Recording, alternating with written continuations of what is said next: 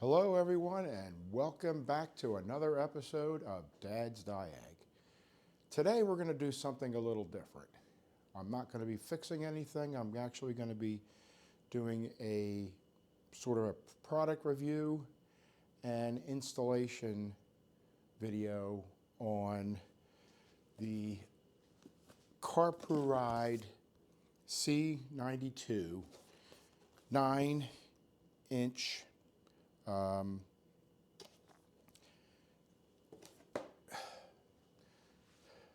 9-inch CarPlay screen as an add-on to a car. As you can see, I have an older car. It's 25 years old, and I want to try to keep it as close to original as far as equipment as possible.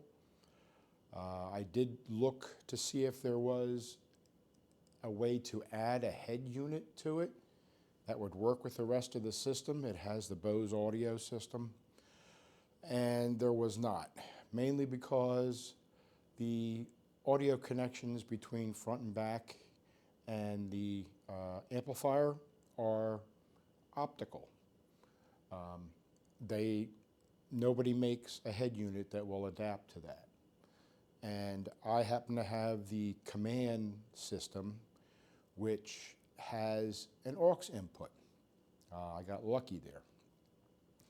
So I was thinking of how could I bring myself into the 21st century and get CarPlay on a 25-year-old car. And my kids, God bless them, gave me this Carpuride C92 for Christmas.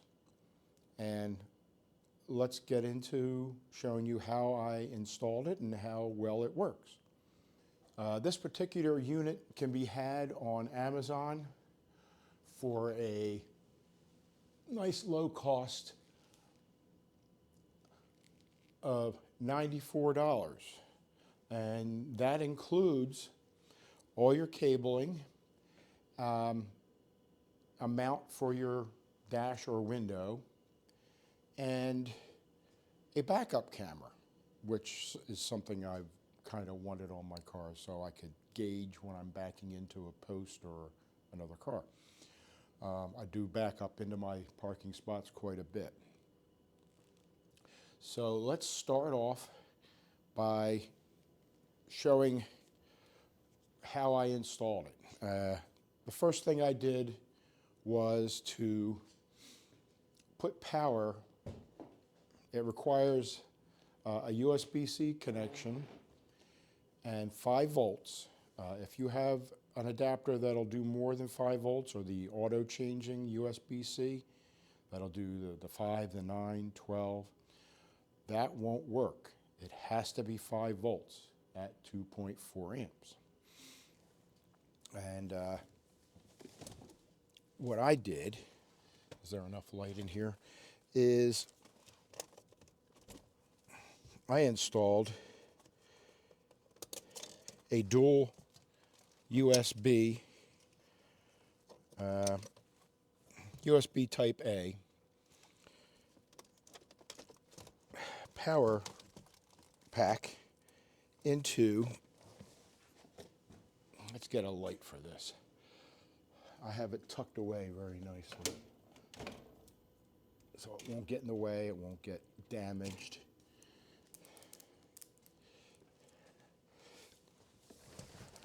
I put a dual USB type A power connector inside under the dash, and I had room. It was very easy to get to.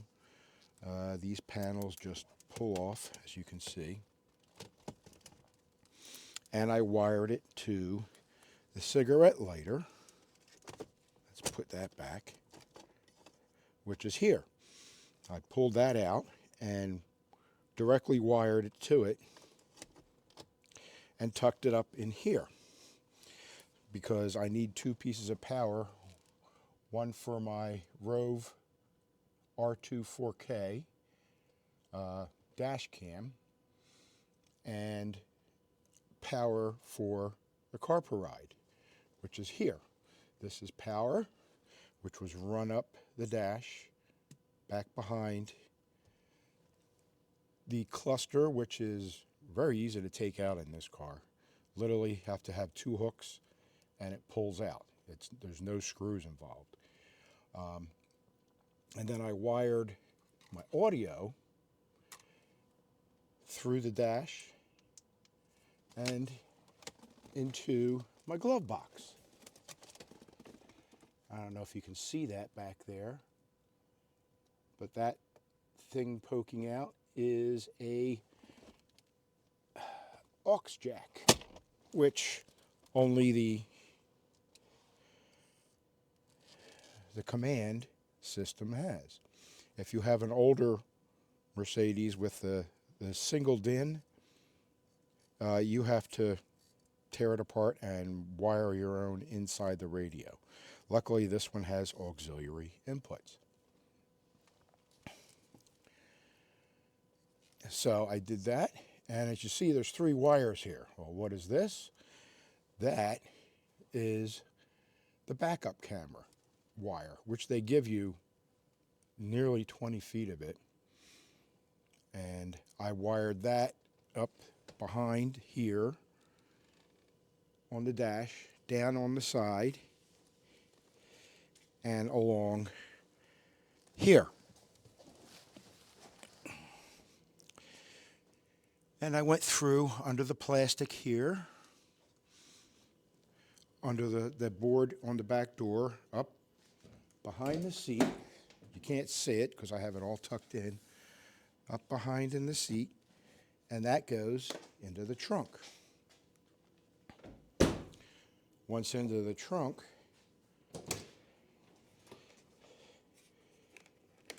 here's your wiring.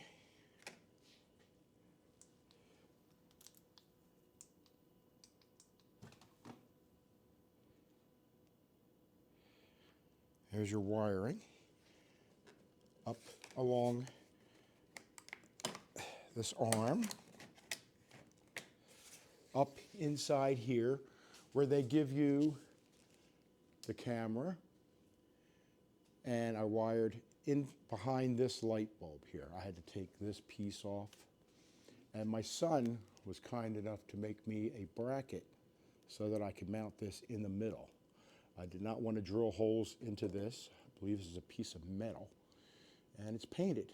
Don't want to damage that. As you can see, there's salt on it. It is February in New Jersey. And the camera is okay. It does have its own lighting. As you can see here, there's a circle of LEDs. I don't know how close I can get. And that's wired into the trunk through their own cable. And I hooked power up to the reverse light here. So that when the car goes into reverse, it turns on the camera, which sends a video signal up to the Carpuride, and that switches it into reverse camera mode. And brought the wire all up front into the cab. What they give you is this for mounting. You also can have a flat panel that mounts onto a flat, but I don't want to damage the dash in any way by sticking it or gluing it or screwing it into the dash. Some people may not mind doing that. I do. And you get this arm. This suction cup is more than a suction cup. It has a ring of goo on it, as you can see there. That should not come off. Now, it's winter here, February, and I haven't had a problem with it. But come summer, I'm wondering what will happen to that goo, because it can get quite hot here in New Jersey. And let's take a look at the unit. Here is the unit.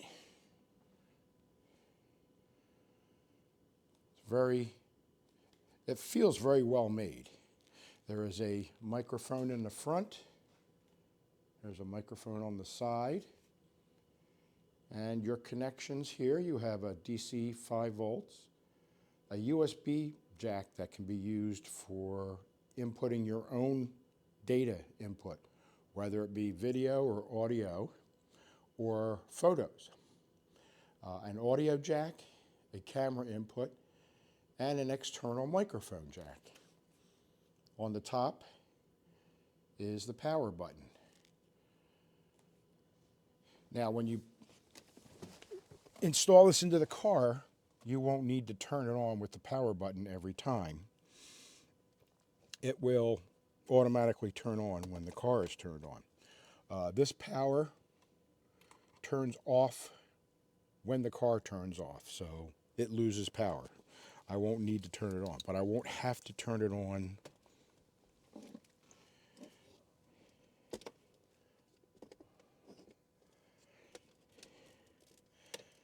Let's set you up so we can see how we get this thing attached. All right, so once everything's all wired, you're going to want to plug in. This is the thick one, this is audio. This is power.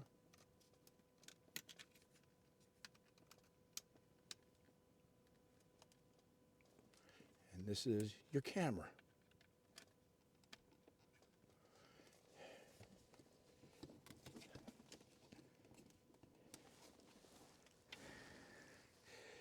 Let me get a little more light on this subject. And hard part is lining it up. There. Press down till it clicks. And there you are. It's mounted.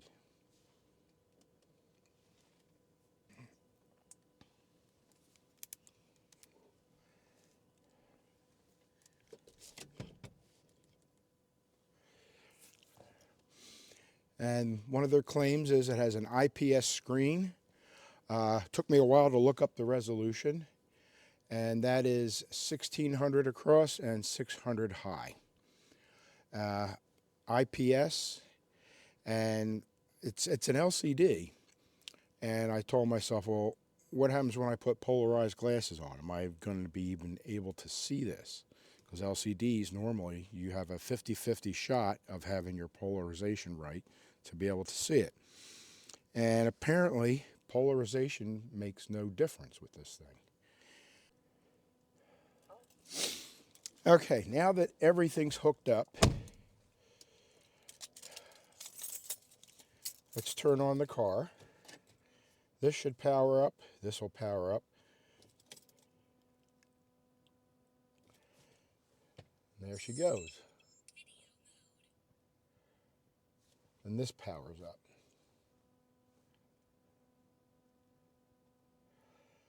That has a fairly quick response, switching over to wireless CarPlay. This is kind of standard how it comes up with your standard CarPlay options here. It's touchscreen, gives me access to my music. I can go back. Calendar. Today's Groundhog Day. I can even look at what my radar is for my area. There you go. No precipitation here. And the last ones that are used will show up on the side. So let's go to Maps, and he shows up here now. Let's go to multi-screen. Hit that twice. That'll bring up my music that is played, my recent places that I've gone on Maps, and a view of the map. And it plays through the aux setting. Now, you have to go through some menus, system, aux, and I can set my bass and treble here. I always had to set my bass and treble every time I got in the car because it would reset them and my settings would go away every time I turned the car off. Very annoying. With this, I can go to the main screen, the Android screen, and go home and set my EQ the way I like. The background image, that's not what you're going to see. It took me a while, but maybe I'll show you how I did it. There's a way to put your own image in the background. It says that you can do that in the ad, but it doesn't tell you how. You have to be kind of Android savvy and computer savvy to figure out how to get to it. So I've set my own EQ, and this has a higher output for the aux input than the Bluetooth adapter that I used to have here. I used to have a Bluetooth adapter right here, a cheap AliExpress one. It worked fine. I could change the tracks. I could pause it and play it with my hand here without ever having to go to the dash. This will eliminate the need for that. So let's go home and let's go back to CarPlay. And we're back to CarPlay.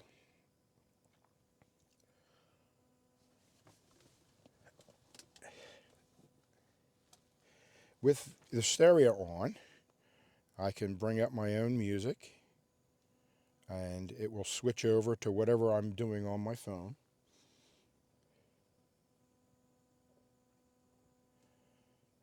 Where's my music? And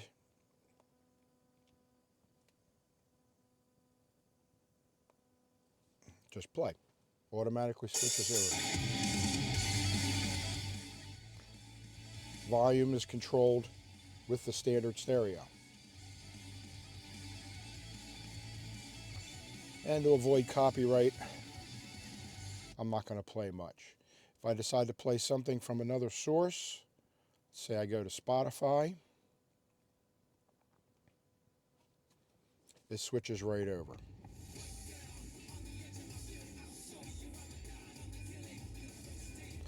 And my Spotify came up here. I can load my Spotify app. Now you notice when I push play, there's a 2-second delay on whatever you do on the phone. There's a 2-second delay between the phone and the CarPlay. I don't know if that's standard or normal. It's just something you have to get used to. And I can go through and choose. You can find a 20-year-old song.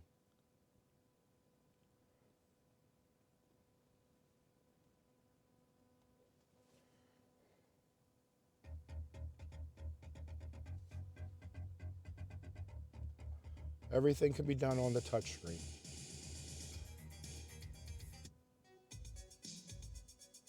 The audio quality is great. My Bluetooth adapter had a buzz in it because the audio output was so low that I had to turn the volume up on my stereo. So I'd hear alternator noise, just a buzzing. It was very annoying for everybody else. I'm hard of hearing, so it didn't bother me as much. With this, the output is higher, so my volume level can be set lower on the radio, not picking up any alternator noise.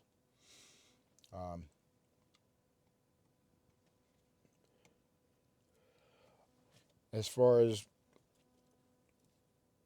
the backup camera, you have to start the car up, foot on the brake, put it in reverse. And that's what's directly behind me. The camera has its own light, So even if your backup lights don't work, you'll be able to see.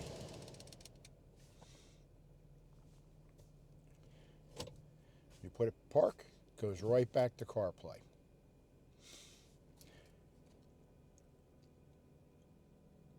Overall, I am very happy with it. I've had some strange things happen. If I walk away from the car with my phone and then come back, the audio shows that it's playing here, but I don't hear anything. So I have to turn the car off, turn power off to this, recycle the power, and then everything works fine. That's one strange thing that goes on with this. It's disconnecting and connecting from the phone, and it doesn't quite reconnect properly. Is that something they can fix? Or is it something that shouldn't even have to be a bother? I don't know. That's up to you. As far as putting my own images on here, there is a way. Go home.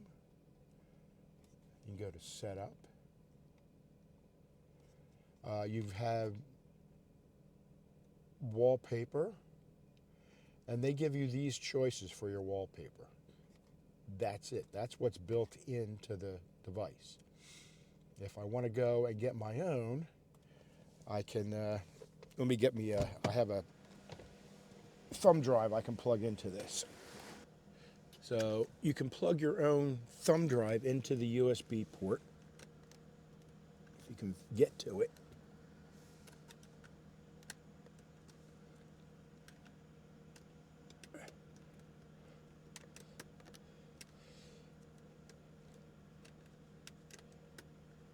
There we go, plugged in. And that brings up what's inside your thumb drive. Their claim is that you can add a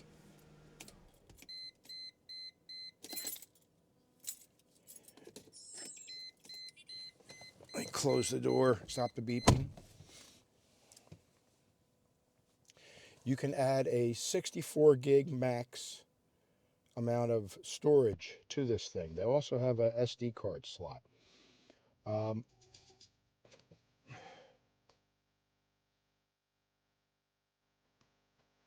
Let's go back and stop the song. Go home. And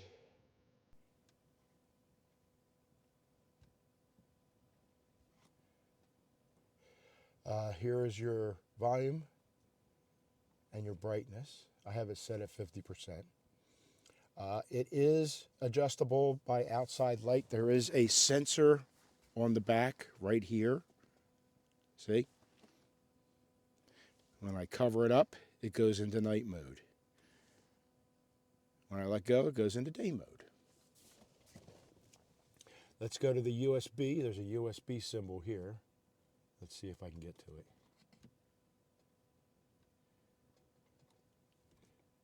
Nope. It's going to be difficult. Let's go to SD. SD is not ready. It also has Android and Auto Link and AirPlay, which I have not tried to do yet. This will mirror your phone. I don't have my phone physically connected to the USB port. USB. Click on USB, and it brings up the contents of whatever is attached to the USB drive. And what I had done, I will tell it that I have photos.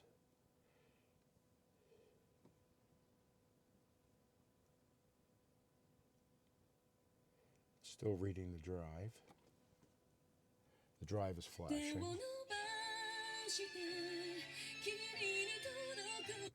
Pause the music. It found some music. Let's go to photos.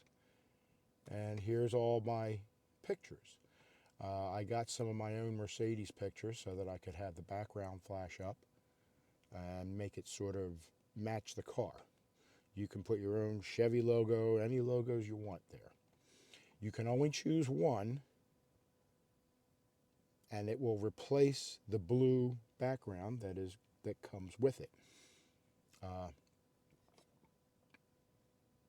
There's the one I chose. So let's see the next one. Unsupported file. I could put that up instead, and maybe I'll do that. I'll take that, and you have to go here. That brings up your list of.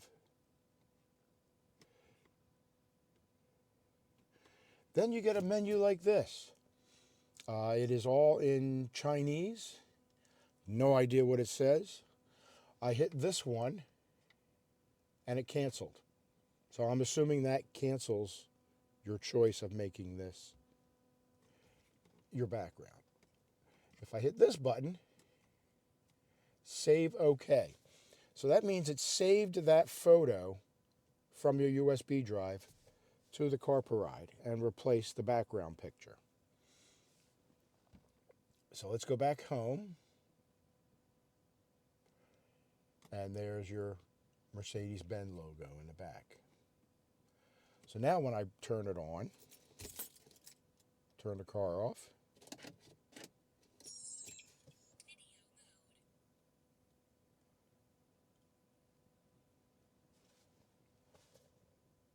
you get whatever the last picture you created and made your background.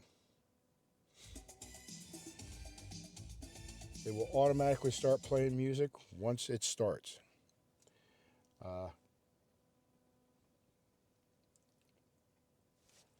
There is a list of menus back here.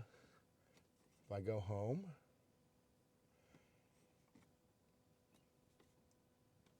go to the setup.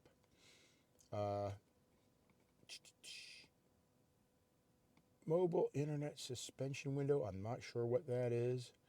Driving ban video is off. I haven't tried to play video while I'm driving because it's illegal.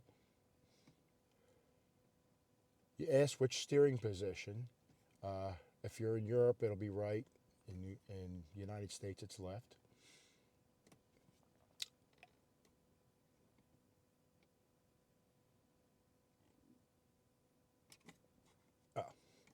You can calibrate the touchscreen, which I haven't had a need to.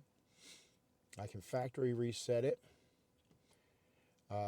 When turned on, it will automatically search for CarPlay. Again, mirror camera, none, and CarPlay. So when I turn it on, it automatically goes to CarPlay. For the backup camera, you can turn the reversing guides. Now, if you touch it just the slightest bit, it'll change things. It puts reversing guides on. And I can't do that till the car is running. So you can position yourself in your parking spot. Sound. Your wallpaper still shows these two, even though I have something different up. Screen save. I have the screen save turned off because I don't need it. I want my CarPlay to be showing all the time. I don't know why anybody wouldn't.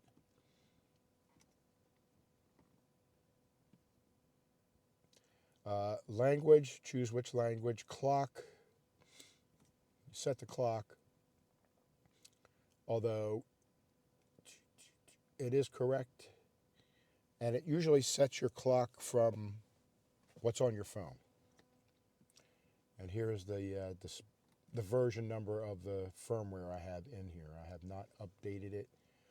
Not sure what's involved with that yet. I may do that at some point. Mostly you're going to stay with your basic setup conditions. I have it sitting down here nice and low so it's not obstructing my view. And in most cars, this is where they put the screen anyway, right there. So that's what made this a good fit for me. The placement was easy, and it's not in the way, and it doesn't damage my dash at all. The worst thing I had to do was run wires out here. And that's not the best looking thing, but I haven't found a better way to get them under here. This piece is very difficult to move. I think it's screwed in, and I don't want to damage it because I don't think I'll be able to get it again. All the parts for this are 25 years old, and the only place you can get new parts is in China.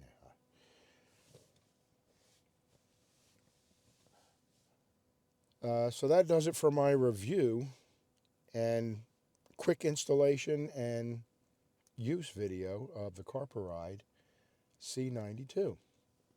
Carpuride has gotten fairly good reviews for its quickness in reacting and how rugged and how well built the actual device is.